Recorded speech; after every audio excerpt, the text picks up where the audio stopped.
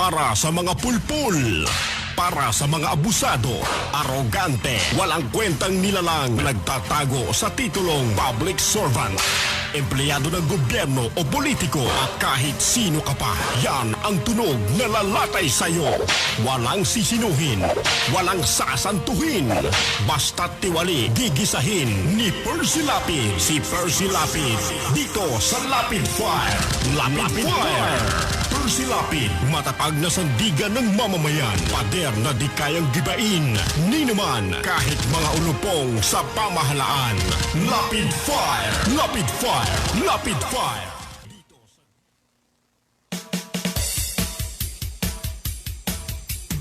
Percy Lapid Fire! Percy Lapid Fire! Tapang mo'y kakaiba, walang takot sa pagbira. Oh yeah! Oh yeah! Kapag mayroong anomalya, ibubulgar na talaga. Oh yeah! Oh yeah! Mga kurap sa gobyerno, ibibisto ng walang preno, maging ikaw man ay politiko. Artista man o kahit sino, masasabugin ang baho mo. Sa Lapid Fire, walang sinisino. Percy Lapid Fire! Makapal man ang iyong mukha, sa Lapid Fire, di uubra. Oh yeah! Oh yeah! Kahit pader, ginigiba, basta't mali, binabangga. Oh yeah! Oh yeah! Mga kurap sa gobyerno, ibibisto ng walang preno, maging ikaw man ay politiko. Artista man o kahit sino, pasasabugin ang baho mo. Sa Lapid Fire, walang sinisino. Percy Lapid Fire! Percy Lapid Fire! Percy Lapid Fire! Percy Lapid Fire!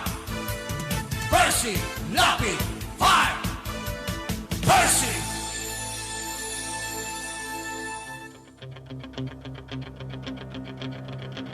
Walang preno kung bumatikos. Malalim at makatwirang komentaryo. Mag-ingat ang mga politikong gumagawa ng kalokohan at baka kayo ay tamaan ng Lapid Fire!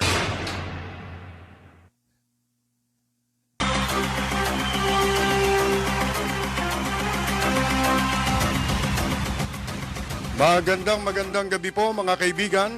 Muli pong sumasa inyo ang palatuntunang Lapid Fire na inyo pong masusubaybayan pagsapit po ng alas 10 ng gabi hanggang alas 12 ng hating gabi. At sa ating pong pagtatanghal ay muli po tayong tatalakay ng mga mahalagang issue na ating pong pag-uusapan ngayong gabi. Tayo po ay nasusubaybayan sa buong mundo sa pamamagitan po ng ating live streaming sa FB. At sa mga nanonood po sa atin ay maaari kayo magbigay ng inyong reaksyon. Sa gawing kanan po, meron tayong chatroom. I-type lamang ang inyong mga reaksyon. Atin po yung babasahin sa kabuuan ng ating pagtatanghal. Guilty po ang naging hatol mga kaibigan ng mababang hukuman sa kaso po ng kilalang journalist at CEO ng Rappler. Ito po ay online news mga kaibigan, patungkol po doon sa kasong cyber libel na inihain laban sa kanya ng isang negosyante. Ilang taon na po ang nakakaraan, ano po.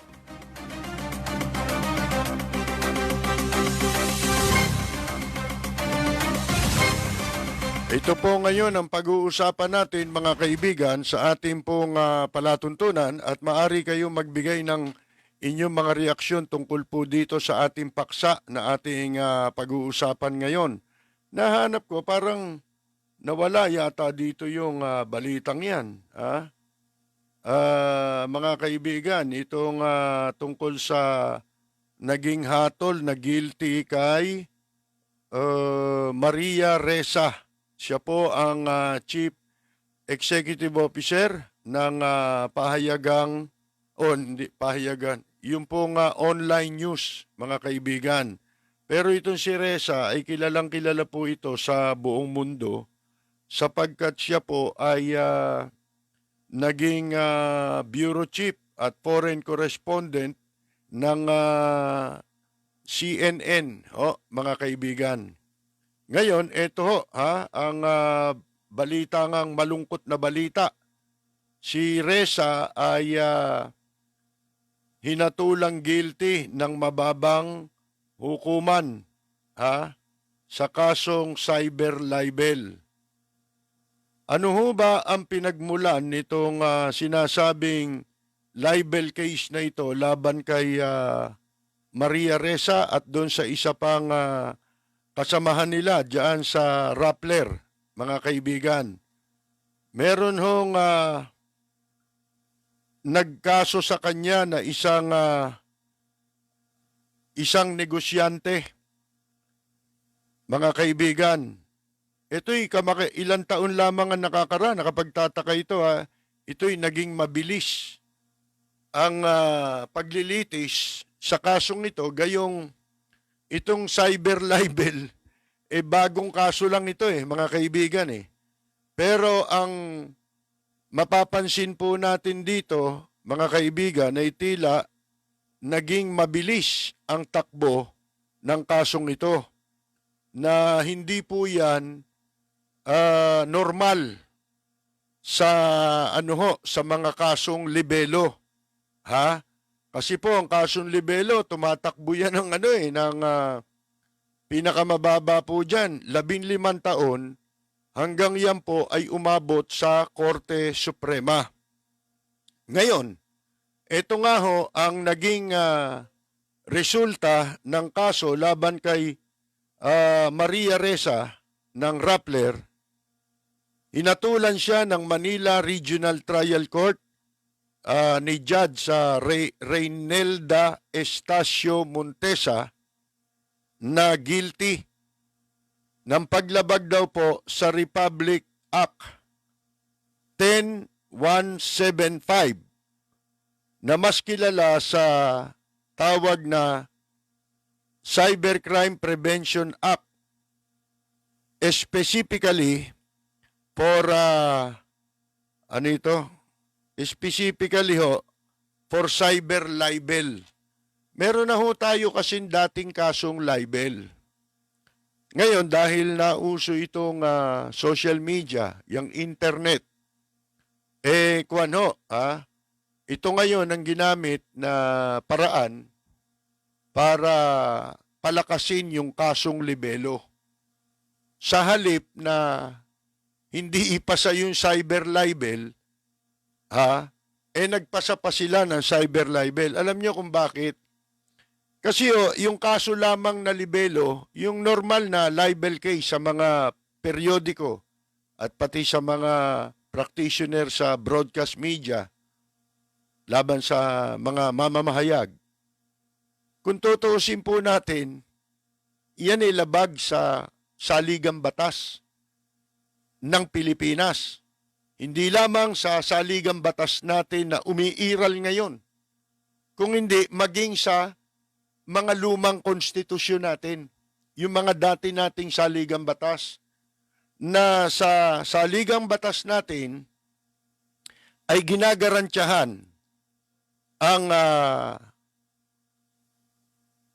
karapatan at kalayaan sa pagpapahayag. At gaya ng madalas nating sabihin sa inyo, ito ngayon yung sinasabi ng marami, sinasabi ng mga matuwidang isip at saka nung mga nasa media, ang sinasabi nila ngayon, kung ano yung sinasabi natin dati patungkol sa garantya ng konstitusyon o ng saligang batas natin para sa karapatan ng bawat mamamayan na makapagpahayag sa ilalim ng ating saligang batas. Ano ba ang sinasabi sa saligang batas natin na sa mga nagdadaan nating o nakaraan nating mga programa ay lagi natin itong binibigyan ng emphasis. Ang ine-emphasize natin sa kalayaan ng pamamahayag, ito pong kalayaang ito na hindi gaanong nauunawaan ng marami. Ito ho ay hindi lamang kalayaan ng mga media practitioner. Kung hindi ito ay kalayaan ng bawat mamamayang Pilipino. At ako'y naniniwala sa sinasabi, tama yung sinasabi ni Maria Ressa na hindi namin kalayaan lang ito. Ito ang pundasyon ng kalayaan ng bawat mamamayan sa ilalim ng saligang batas. Ito mismo yung pinakapundasyon, yung probisyon sa ating saligang batas sa ilalim ng Bill of Rights na sinasabing no law shall be passed abridging the freedom of speech or of the press. Yan pong sa Tagalog, kung tatagalogin yan walang batas, anumang batas, ang maaaring ipasa na magpapakipot sa kalayaan ng pagpapahayag. Mga kaibigan. So, yung libel pa lamang na luma, yun labag na sa konstitusyon yun Katulad lamang yan nung sinasabi nila na itong ABS-CBN na si Mr. Lopez, US citizen. At dahil US citizen daw si Gaby Lopez, ay hindi siya maaaring magmay-ari ng mass media dito sa Pilipinas dahil American citizen siya ay isang dayuhan. Ipinagbabawal talaga sa ating konstitusyon na ang mga dayuhan ay makapagnegosyo na may kaugnayan hindi lamang sa mass media, kundi pati sa mga public utilities ay ipinagbabawal din po yan. Ngayon, katulad ng sinasabi natin, katulad dito sa kasong ito, bakit kung labag sa batas o labag sa saligang batas yung pong paglikha ng anumang batas na magpapasikip o magpapakipot sa kalayaan ng mamamayan na makapagpahayag, mga kaibigan, ganun din yun sapagkat ngayon ay pumasa na sa second reading yung pong batas na pinapayagan ang 100% ownership, foreign ownership sa mga negosyo kasama na lahat, pati ang communication at public utilities. Kapag sinabi mong communications, very broad po yun. Kasama doon ang media. Dahil ang media ay communication business yan. Ngayon, labag sa batas yun o labag sa saligang batas yun, yung paggawa ng mga mambabatas, gagawa sila ng batas na lalabag sa konstitusyon, yun ay paglabag sa ating saligang batas. Pero imbes na nga ho, sabihin na natin, huwag nyo na tanggalin yan, yung lumang kaso, nagpasa pa ho sila ng cyber libel. Alam po ninyo, ang umaabuso lang naman talaga dyan, meron namang talagang umaabuso. No, mga kaibigan. Pero alam nyo, sa mga bansang demokrasya, ang sabi nga ni nung dating naging yung pantas na naging pangulo, isa sa mga pantas na naging pangulo ng Estados Unidos na si Thomas Jefferson. Ang sabi niya kung ako'y papipiliin, ito sabi niya sa English, the basis of our governments being the opinion of the people, the very first object should be to keep that right. And were it left to me to decide whether we should have a government without newspapers or newspapers without a government, I should not hesitate a moment to prefer the latter. Ibig sabihin, kung papipiliin siya, mas pipiliin ko pa niya. Yung magkaroon ng pahayagan. Na walang pamahalaan. Kaysa pamahalaan na walang pahayagan. Hindi tayo may sabi niyan. Bakit umunlad ang Amerika? Dahil sa kanila. Di ba? Ngayon, bakit ang Amerika ay nagkakagulo ngayon? Paano? Binaboy itong freedom na ito ay pag-abuso ng freedom ay bunsod ng pagkalat ng internet dahil sa mga irresponsableng gumagamit ng internet. Ngayon, dito tayo ngayon sa kaso ni Maria Ressa. Ang sabi ng sa hatol kay Maria Ressa, mga kaibigan,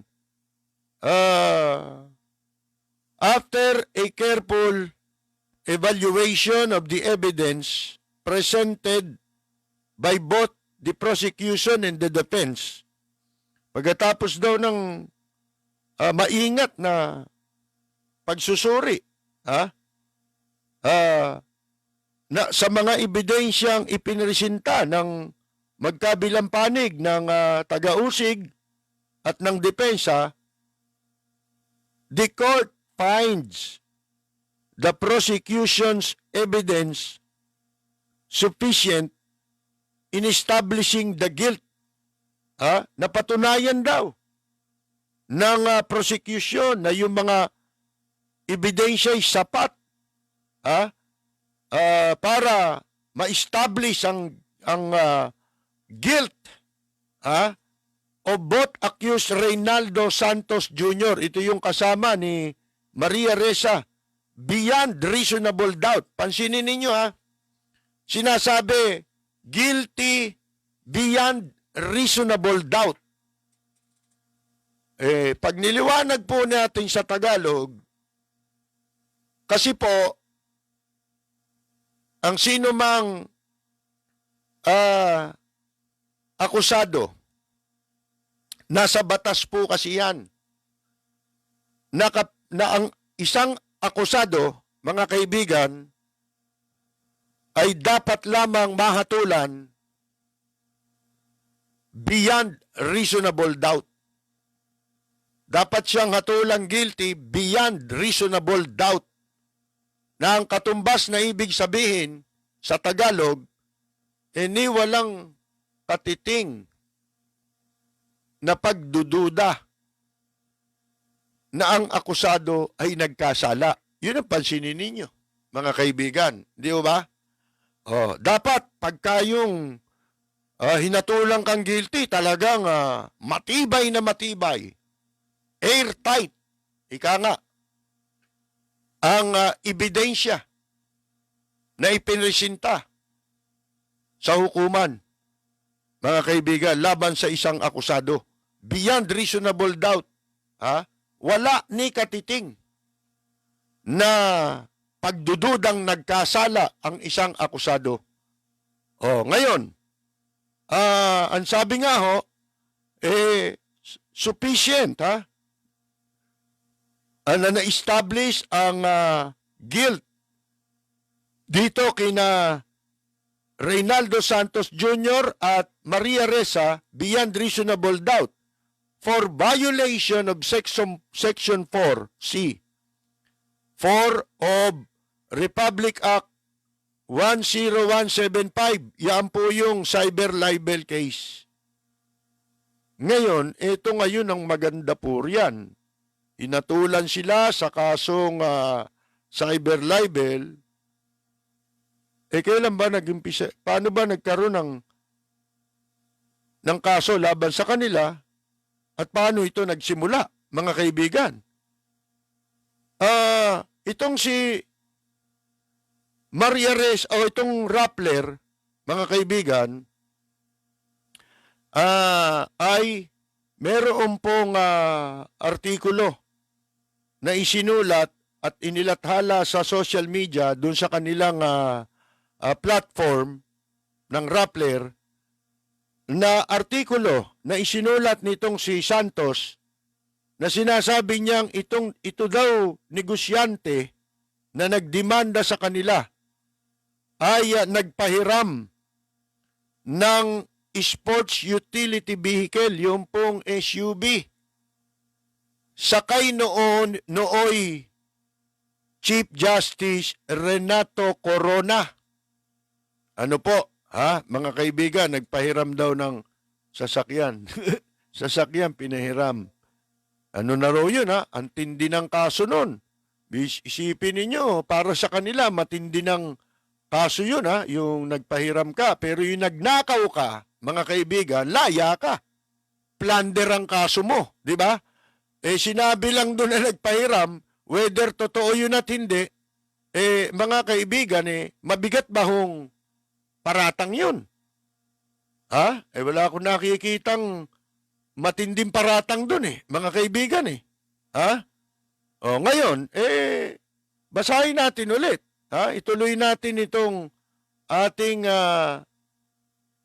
binabasa tungkol dyan sa kaso nga na yan na hinatulang guilty itong si Maria Ressa at yung nagngangalang Reynaldo Santos na kasama nila sa kanilang organisasyon, mga kaibigan, ano po.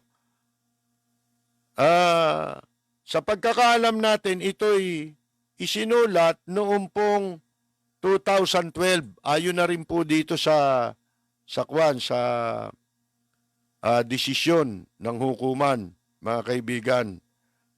At ito, sinulat noong 2012, pero ito'y kanilang inulit na ilathala sa kanilang news, mga kaibigan. Inilabas nila ulit ito after several years yata, after few years, mga kaibigan.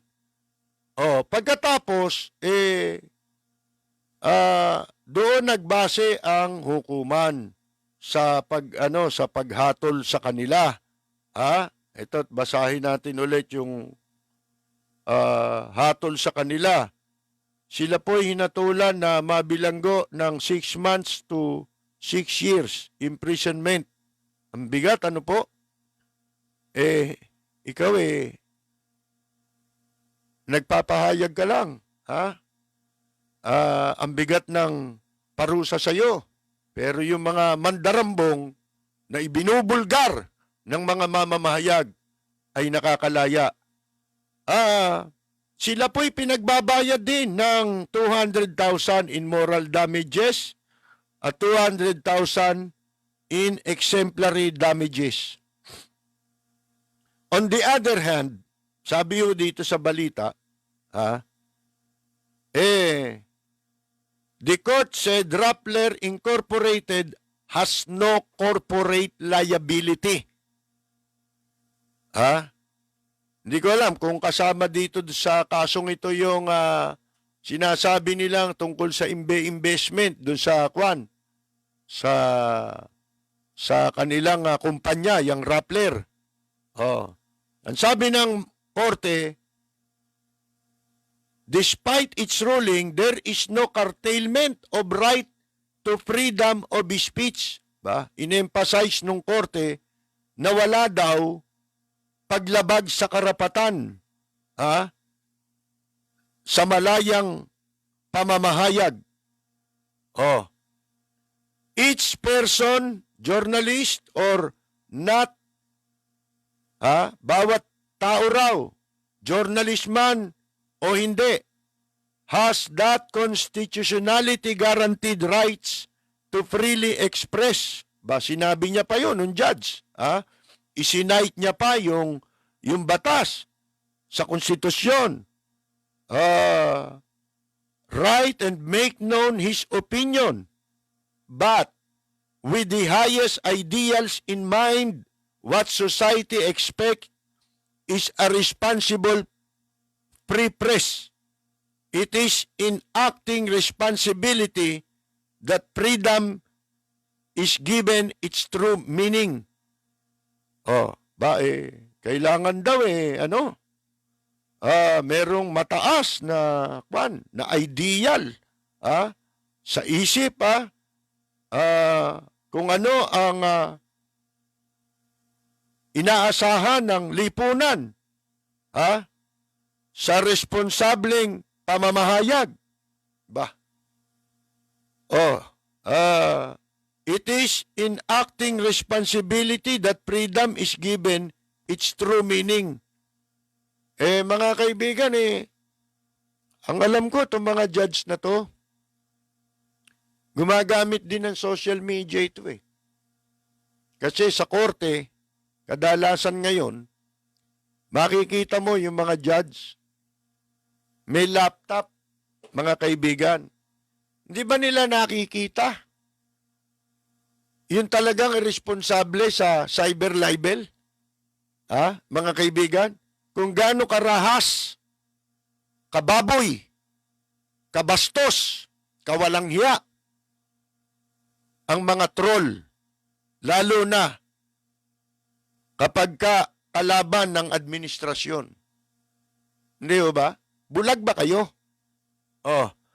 The subject of the cyber libel, nawawala itong sandali The subject of the cyber libel, sandali ho. Nagluluko itong aking libel case, ito, was a 2012 article written by Santos. Ito daw pong pinagbasihan ng balita kung saan sila nahatulang guilty.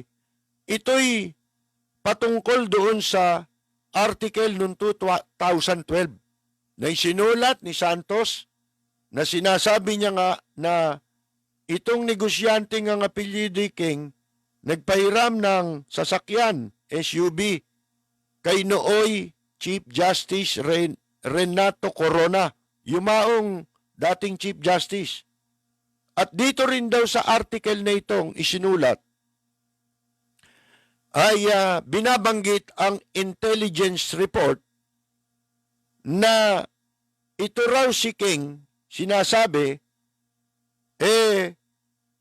under surveillance ng National Security Council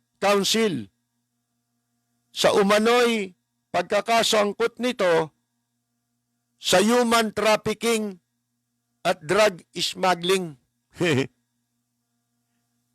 Sino mas mabigat ang kaso? Kung tutusin ninyo.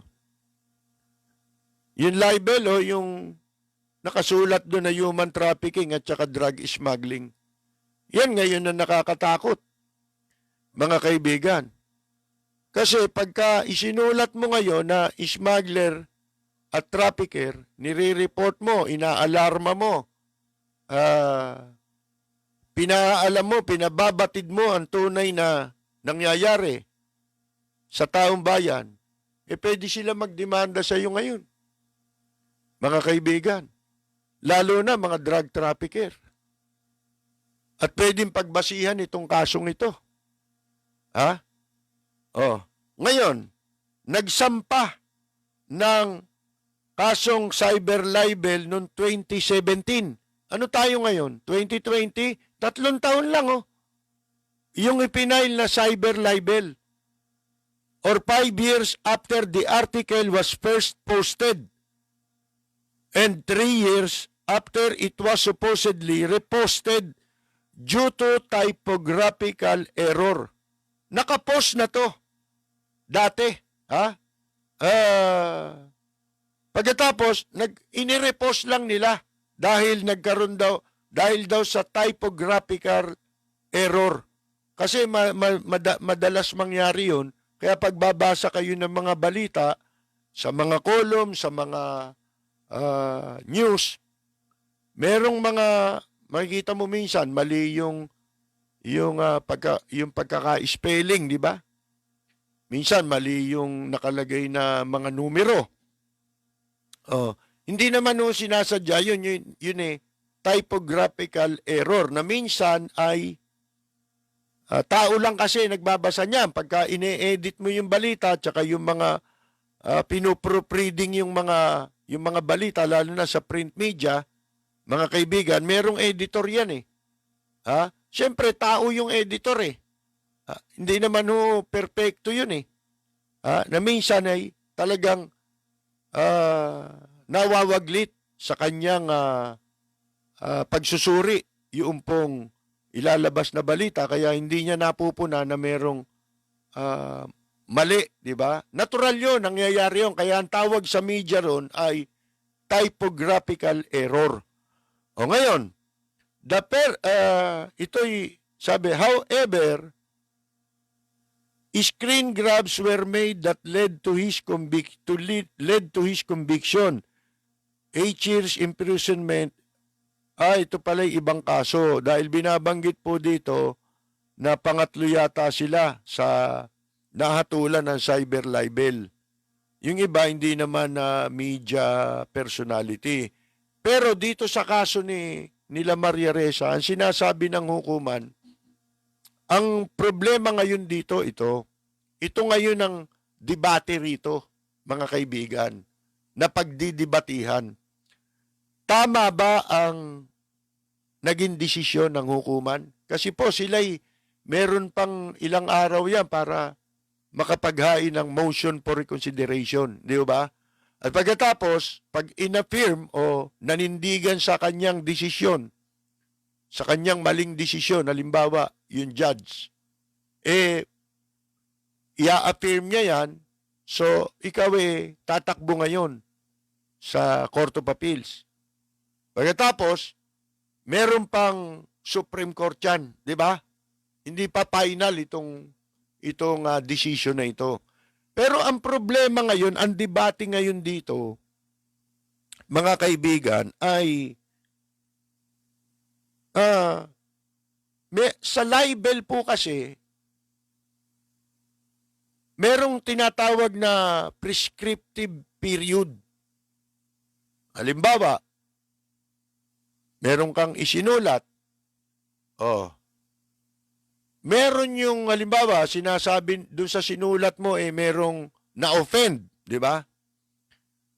Pagka yung na-offend, may karapatang magdemanda ng kasong libelo, meron siyang 1 taon para gawin yun. Pero kapag lumagpas na sa 1 taon, baliwala na yung isasampan niyang kaso. Wala na siyang karapatan. Kung gusto niyang mag-file ng kaso, mababasura yun dapat. Dahil may batas na nagtatakda na 1 taon lamang. Sa loob na 1 taon, kailangan makapaghain ka ng kasong libelo. May mga prescriptive period ang bawat kaso. Kung hanggang kailan ka pwedeng mag-file ng kaso. O sa libel po, 1 taon. Ngayon, dito sa cyber libel pala, walang prescriptive period na nakalagay. Mga kaibigan, ha? Kaya, ang ginawa ng korte, para makumbik, para maging kapanipaniwala, o merong mapagbigyan, di natin alam, di ba? Kumuha siya ng ibang batas sa ibang kaso para sa special case na kaso raw. Kasi ito raw cyber libel ay special case. Ha? Tingnan ninyo ha. Na doon sa special case, 12 years. Mga kaibigan, ha? Bago ka makapag-file ng kaso, hindi ho ba, ano ito, ridiculous ito? Wala na, absent sa silent. Sa cyber libel case, yung prescriptive period. Bakit i-assume ng judge na 12 years yun? Debatable yan, mga kaibigan. Di ba ang sabi natin kanina, pansinin ninyo ha?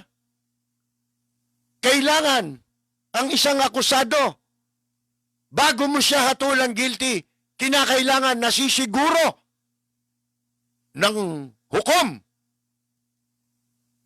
na ang kanyang hatol ay beyond reasonable doubt o nikatiting na pagdududa ay wala. Mga kaibigan, pansinin ninyo yan.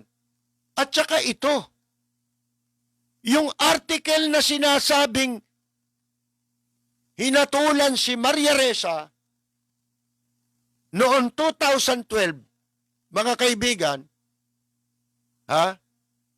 Ikwano ano tawag dito? Bukod sa kasong libel na merong 1 year lamang, wala pa itong cyber libel nung isulat yung artikulo. Lumalabas, wala pa yung batas, mga kaibigan, na isulat itong artikulo, lumalabas na sinakaklaw nung batas, yung hindi pa, yung nangyari, wala pa yung batas sa hatol na ito. Mga kaibigan, ano ibig sabihin natin? Ang batas po kasi ay hindi retroactive. Hindi pwedeng gumawa ng batas na retroactive. Labag sa batas yun. Kaya yung hatol ay labag sa batas. Bakit? Ang bataso, kung kailan mo ginawa, doon lamang, pag napagtibayan, ay doon lamang nagkakaroon ng bisa yan at sasakop sa mga krimen na mangyayari na umiiral na yung batas. Hindi pwedeng retroactive. Ibig mo sabihin nakapatay ito halimbawa noong 2012. At noong 2012 walang bitay. Pagkatapos, after 2012, may kaso na siya, naganap na yung krimen, gumawa ng batas ngayon, ibinabalik ang death penalty. Na pagtibay ngayon ang batas, ibinabalik halimbawa ang death penalty. Hindi siya covered nun. Ang tanging masasakop ng batas na yon, yung mga makakasuhan ng kasong murder, ng pagpatay, kapag yung batas ay umiiral na. Walang preno kung bumatikos. Malalim at makatwirang komentaryo. Mag-ingat ang mga politikong gumagawa ng kalokohan at baka kayo ay tamaan ng Lapid Fire! Ang bilis namang magsalita nila Soto. Talagang nakaayon daw si Soto na nag-guilty nga si ano. Mga kaibigan, no? Pag ganito na ang mga tao sa Pilipinas, walang-wala na tayo talagang pag-asa. Paano? Si Soto, malaki galit niya sa media. Sa totoo lang. Noon niya pa pinagbabantaan ng media, di ba? May araw din kayo. Natatandaan kaya ni Senator Soto yun. Sinabi niya nung araw yan. Nung masangkot siya sa droga kay Alfredo Chonco. Hindi ba? Dakdak ng dakdak, anti-drugs. Merong nakapaglabas ng libro na ang nagpondo pala nung librong ginawa ni Tito Soto, ipinalimbag at ewan ko kung saan niya binenta o pinamigayan, yung mga aklat na yan, nakalagay doon sa libro. Ang isa sa mga padron niya ron si Alfredo Chonco.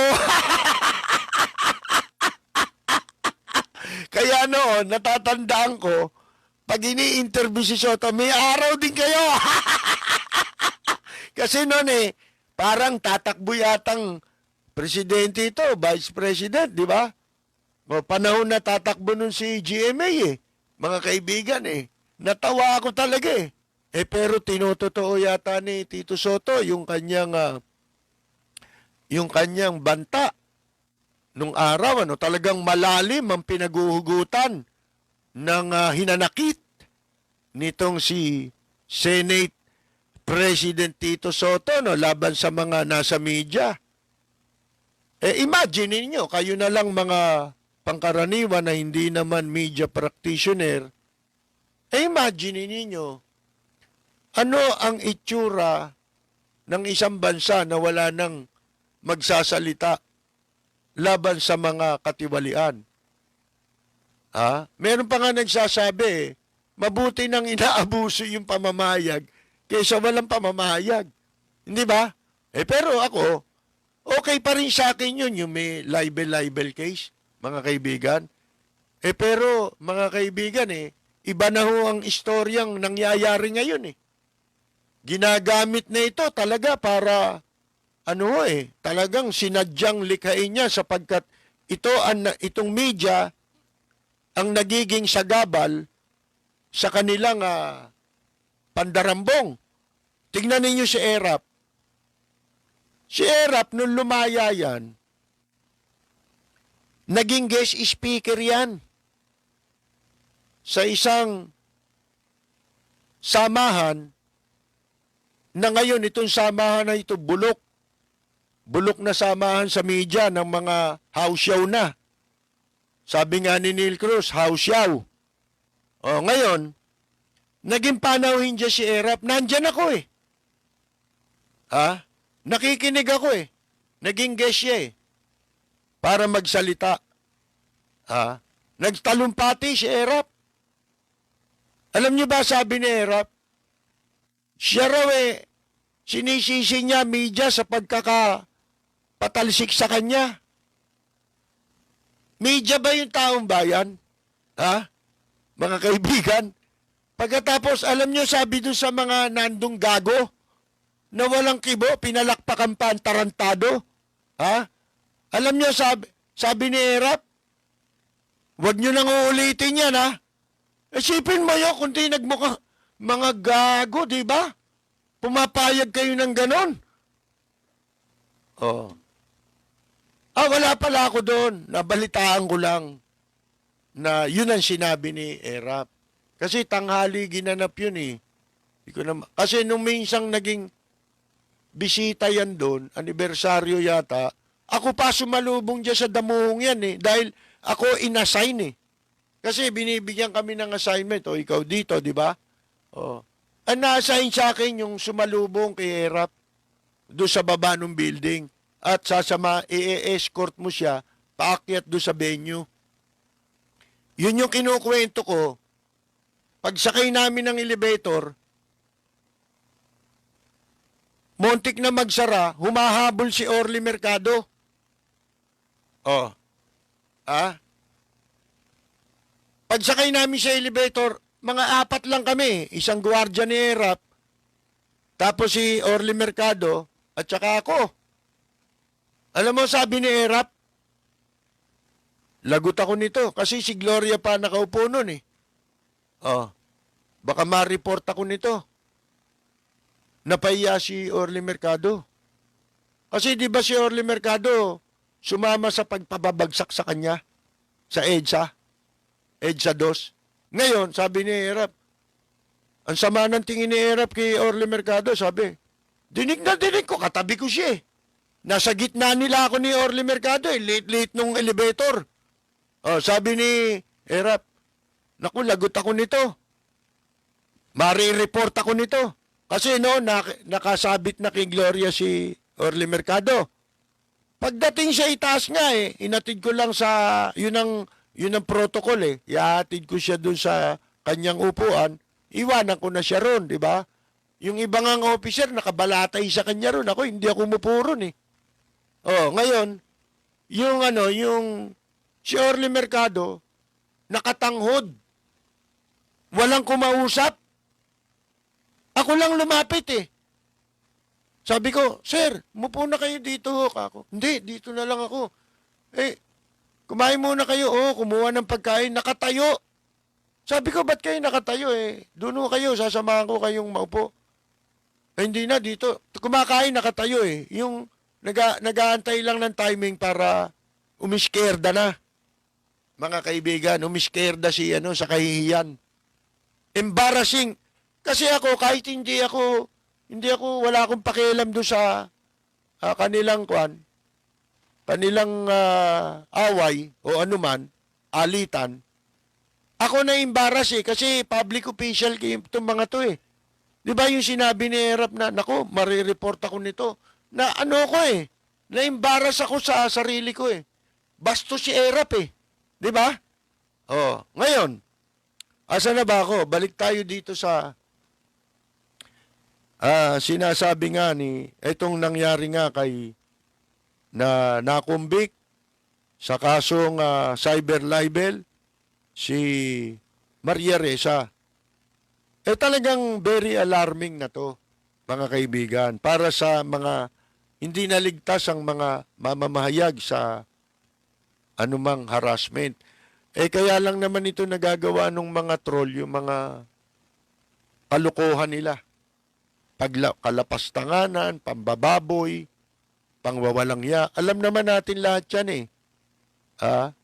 Mapapanood naman ninyo yung mga pinagagagawa nila. Basta kapanalig, basta pabor sa administrasyon, kahit sino, pwede mong murahin. Pwede mong harap, tahasan, sasabihin mo. Wala sa issue. Paglapastangan sa pagkatao ang sinasabi nila eh. Hindi naman pamamahayag yun eh. Yun ang hindi na malayang pamamahayag. Yun ang maliwanag na pag-abuso sa pamamahayag. O mga kaibigan, hindi ho ba? Kaya, ewan ko, pagdududahan tong judge na to. Hindi ba? Dahil sa kanyang naging hatol, mga kaibigan. Sapagkat ang labo eh. Isipin mo, wala pa yung batas nung mangyari yung krimen na sinasabi. Kasi crime yan eh, di ba? Cyber libel eh. Crime of cyber libel. Wala pa yung batas na cyber libel, in-apply nila rito yung batas. Mga kaibigan,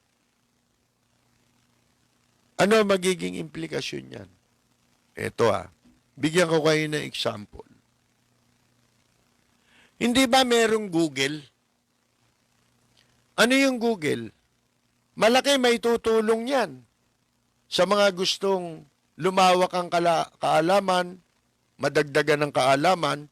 Malaki may tutulong yan eh. Iyan sa internet, di ba? Yung Google. Lahat ng gusto mong nakaraan na available, available dyan, mababasa mo. Kahit na matatandang kasaysayan, pangyayari, krimen, lahat mababasa mo dyan. Parang kaya na wala na yung hard copy ng mga encyclopedia ngayon, nabaliwala na yun eh. Yung mga almanac, di ba? Sapagkat nababasa mo na ito sa Google. E di ang ibig pala sabihin niyan, halimbawa, cyber libel ba yung ginagawa ng Google? E paano mo natanong yan? Eh kasi halimbawa, may pangyayari dyan na si ganito inakusahan ng ganon. Sinulat mo ngayon yung istoryang inakalagay sa ano yan, sa Google. Oh, eh nagalit ngayon yung tao. Halimbawa, di ba? Eh kung magalit yung tao, ba't nandyan ako sa Google? Eh naabsuelto ako doon. Kahit naabsuelto ka, nakalagay doon na ito si naakusahan ng pagnanakaw, naabsuelto, eh nakalagay doon yun. Ibig mo sabihin, cyber libel yun? Ha? Cyber libel ba yun? O, halimbawa, si Bong Revilla, nasa Google ang pangalan yan. Di ba? Naabsuelto. Kaya, basahin mo ng basahin yan, hindi ka maniniwalang dapat maabsuelto yan eh. Hindi ba? Walang maniniwala. Bakit? Nasa Google na eh. Masusundan mo yung buong istorya eh. At ikaw din, hindi ka makukumbinse kung base sa evidence presented against Senator Bong Revilla, hindi ka makukumbinsing dapat siyang maabsuelto. Katunayan eh, pagka nagbabasa ka, alimbawa katulad ng kasong pandarambong sa English, yung plunder. Oh, hindi ba special law yan? Ha? At yung parusa dyan, hindi mo kukunin sa ibang batas kamukha ng ginawa ni Judge Reynalda Estacio. Bilib pa sana naman ako dito nung araw. Ha? Nung pinakulong niya si Taguba sa Manila City Jail, bumilib ako eh. Yung pala eh, baka nagamit niya lang na koneksyon yun eh. Di ba? Para magkaroon siya ng connect sa itaas, di ba? Pinuri ko pa ng ilang beses siya sa kolom, nanginayang ako. Dapat pala, gumawa ako ng public apology. Bawiin ko, di ba? At humingi ako ng paumanin sa taong bayan. Eh katakot-takot ang puri ko dyan. Sabi ko, ito, dapat maging Supreme Court Justice.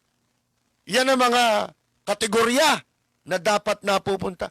Babawiin ko na yan. Mga kaibigan, pasensyahan tayo. Ha? Oh. Halimbawa, si Bong Revilla,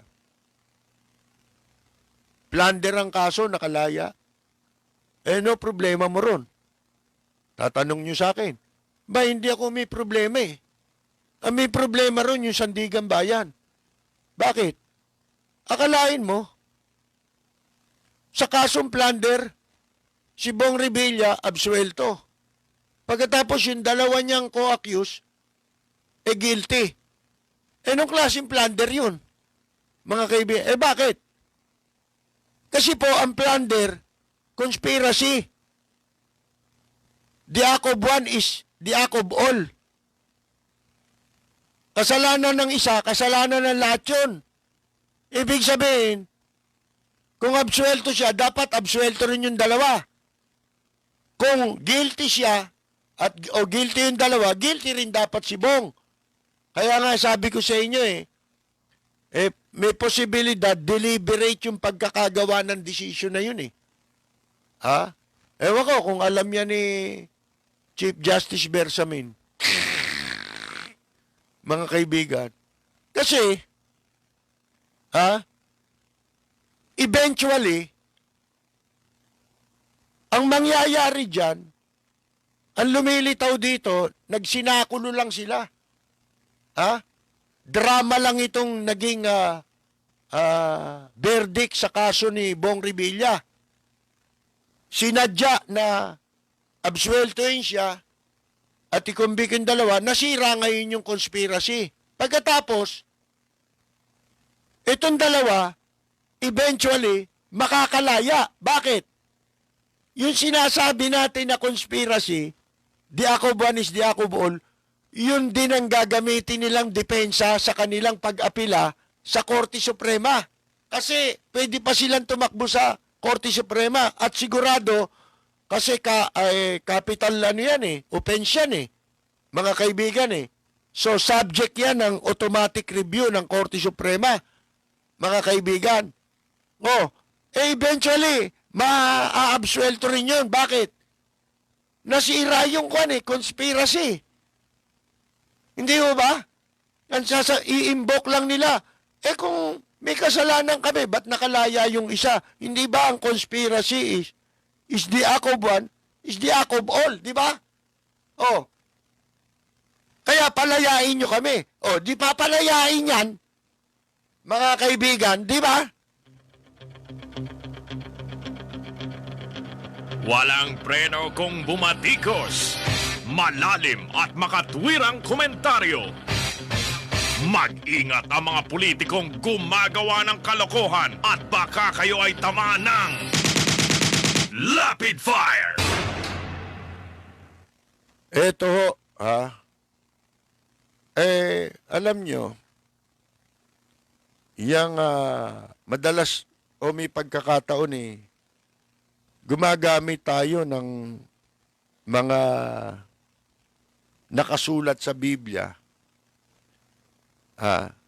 Lalo na sa panahon natin, yung mga palatandaan na talagang tayo po nasa mga huling panahon na ng mundong ito.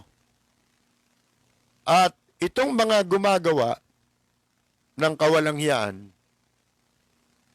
yung mga bumabaluktot sa katotohanan at katarungan,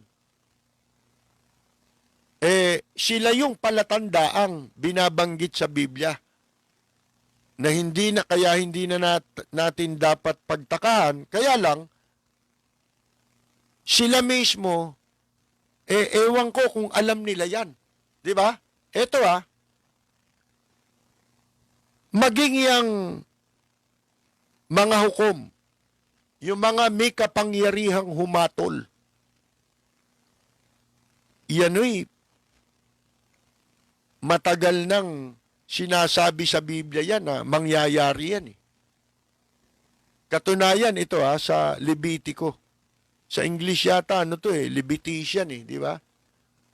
Ang sabi sa Levitico 19:15, ito kaya para hindi tayo magtaka, kaya lang kailangang malaman nitong mga taong ito, itong mga bumabaluktot sa katarungan, kung anong papel ang ginagampanan nila sa tinatawag na mga huling panahon ng daigdig. Ito ang sabi sa Levitico 19:15. Huwag kayong gagawa ng kalikuan sa paghatol. Huwag kang magtatangi sa pagkatao ng dukha, ni itatangi ang pagkatao ng makapangyarihan, kundi hahatulan mo ang iyong kapwa ayon sa katarungan. Walang preno kung bumatikos. Malalim at makatwirang komentaryo. Mag-ingat ang mga politikong gumagawa ng kalokohan at baka kayo ay tamaan ng Rapid Fire! Ang problema, baka itong mga bumabaluktot sa katarungan, ito pa mga matatapang magsipagsimba di ba? Eto pa, baka akala nyo, yun lang ang talata sa Biblia. Eto pa, sa Exodo 23. Ano ito? 1 hanggang 1 hanggang 3, 6 hanggang 8. Ito. Huwag kang magkakalat. Ito, pati mga troll nandito pala eh. Mga kaibigan, itong mga walang hiya sa social media na pagka laban sa yung mga kaibayo ng administrasyon, ito sinasabi, huwag kang magkakalat ng ulat na di totoo. Huwag kang titistigo ng may kasinungalingan para tulungan ng isang masamang tao. Di ba sila yon? Huwag kang susunod. Ito pa, huwag kang susunod. Ito ngayon ang bumabalik tayo sa panahon ni Pilato. Natatandaan ninyo ang Panginoong Jesucristo? Hindi ba? Pinapili ni Pilato kung sino palalayain at bibitayin. Abay, si Kristo sinigaw nung utu-uturong lipunan doon eh. Yung utu-utong people power. Yun yung mga troll dati. Ang sabi nila si Kristo ang ipako. Ba nagugas ng kamay si Pilato eh. Di ba? Wala akong kinalaman dyan ito. Ang sabi, huwag kang susunod sa karamihan sa paggawa ng masama at huwag kang magbibigay ng patotoo na salungat sa katarungan para lang pumanig sa karamihan. Baka nakita ito ni Judge Estacio ba? Maraming troll na gusto bitayin itong si Reza Kumampi nga ako sa marami. Baka naman yun ang ibig sabihin ni Judge Estacio. Mga kaibigan, lintik na ito, di ba? Na internet itong ginagamit ko. Nawala na naman yung binabasa ko. Saan ba ko? Ito pa pala. 2 yung binasa natin. Ito, 3. Dapat kang maging patas sa usapin ng isang mahirap. Yan ang dapat na maging pamantayan ng mga nasa hukuman lalo na. Sa 6. Huwag mong babaluktutin. Ito, judge, mga justice. Pinagsasabihan kayo ng Panginoon Diyos sa Biblia. May babala sa inyo. May ipinagbabawal sa inyo. Ang sabi sa inyo, huwag mong babaluktutin ang hatol sa kaso ng mahirap. Hindi naman mahirap si Reza sino ba mayaman? Sa kanila ni King. Di ba? Di mas mahirap siya. Ito sa 7. Lumayo ka sa maling akusasyon. Di ba ito yung sinasabi ko sa inyo palagi? Ang tanging paraan para ang matitinong gumagamit ng social media ay makatulong, makapag-ambag para malipol ang kawalangyaan ng mga troll na bayaran sa social media. I-block. Ito, tinan niyo, nasa Biblia pala. Lumayo ka, sabi, sa maling akusasyon. At huwag mong patayin ang walang sala at ang matuwid. Dahil hindi ko ipahahayag na matuwid ang masama.